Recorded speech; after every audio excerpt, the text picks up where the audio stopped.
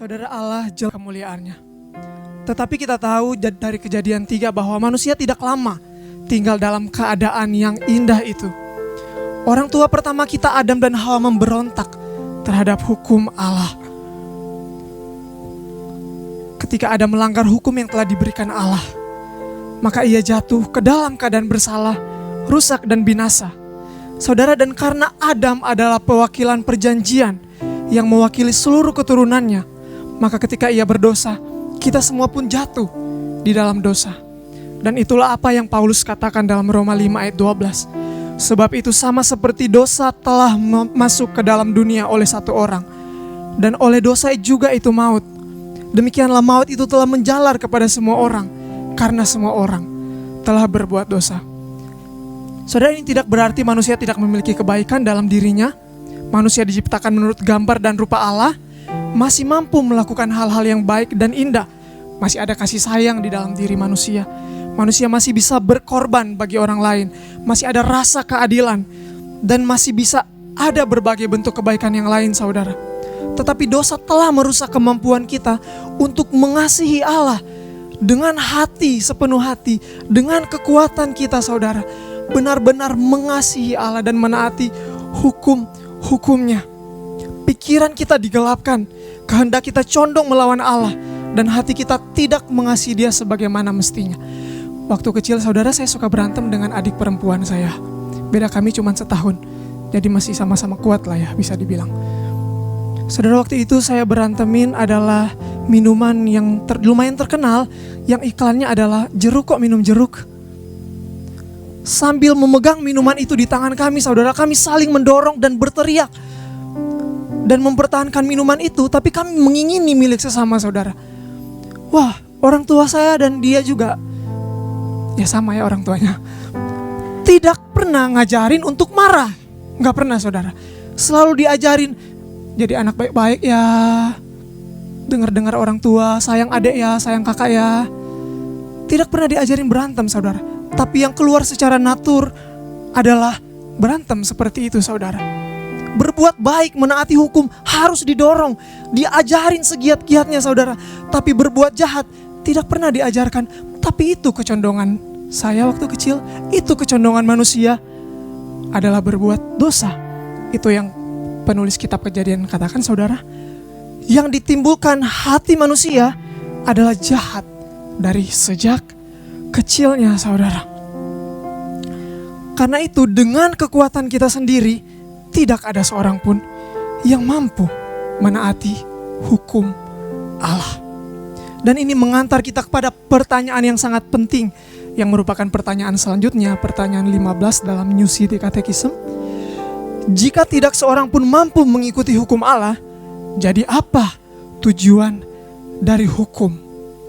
Saya bacakan jawabannya adalah supaya kita mengenal kekudusan dan kehendak Allah, dan mengenal tabiat dosa dan pemberontakan dalam hati kita. Dengan demikian kita mengenal kebutuhan akan seorang penyelamat. Hukum juga mendidik dan mendorong kita untuk hidup berpadanan dengan penyelamat kita. Saudara, hukum diberikan Allah supaya kita mengenal kekudusan dan kehendak Allah, dan sekaligus mengenal tabiat dosa dan pemberontakan di dalam diri kita. Hukum kita menolong mengenal Allah. Karena apa, saudara? Karena ia menyatakan karakter Allah. Memang melalui hukum kita tahu tentang apa yang benar dan apa yang salah. Tetapi dari hukum-hukum Allah kita tahu Dia Allah yang benar, Dia Allah yang suci, Dia Allah yang tidak ada dosa di dalamnya, dan Dia Allah yang tidak berubah. Jadi ketika kita melihat hukum Allah, kita sedang melihat pantulan karakter Allah, kekudusan, kebenaran, dan kebaikan Allah. Tapi tidak hanya memperkenalkan Allah, hukum juga memperkenalkan kita kepada diri kita sendiri. Dan celakanya kita berdosa, saudara. Hukum menunjukkan keberdosaan kita yang ada di dalam hati kita. Hukum berkata, jangan mengingini milik sesamamu. Tapi kita justru ingin mengingini milik orang lain. Kita ingin merebut apa yang bukan menjadi milik kita, saudara. Ketika saya berantem dengan adik perempuan saya, itu bukan masalah minuman jeruk itu, saudara. Tapi adalah masalah hati.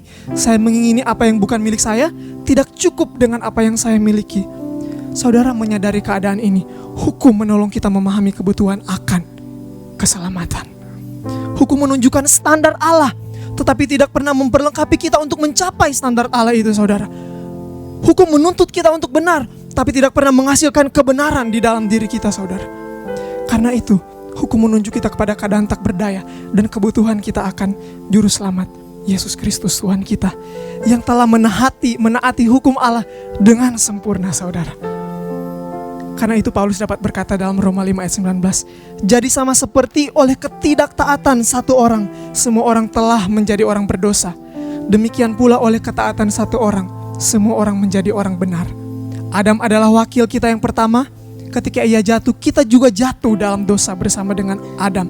Tetapi Kristus sebagai Adam yang kedua datang dan menaati hukum Allah. Adam yang pertama membawa maut, Kristus membawa kehidupan, saudara. Hukum membawa kita kepada Kristus, karena di dalam Kristus saja kita menemukan kebenaran yang kita butuhkan dan keselamatan yang tidak mampu kita kerjakan seorang diri. Dan selanjutnya berdasarkan jawaban katekismus kita, saudara, bagian terakhir, hukum menolong kita untuk berpadanan dengan penyelamat kita. Bukan membawa kita kepada keselamatan, melainkan menuntun kehidupan kita sebagai orang-orang yang telah diselamatkan. Saudara, dalam persatuan dengan Kristus, kita dimampukan untuk hidup selaras, berpadanan dengan Kristus, dengan Injil, saudara. Dulu kita berkata, ini milik saya, berikan punyamu, saya mau lebih. Sekarang kita berkata, ini milik saya, tetapi ini juga adalah kepercayaan Tuhan bagi saya. Pakailah juga untuk kebaikan bersama, supaya semakin banyak orang mendengar Injil Kristus, datang kepada Kristus dalam iman dan pertobatan, lalu diubahkan oleh anugerahnya. Amin.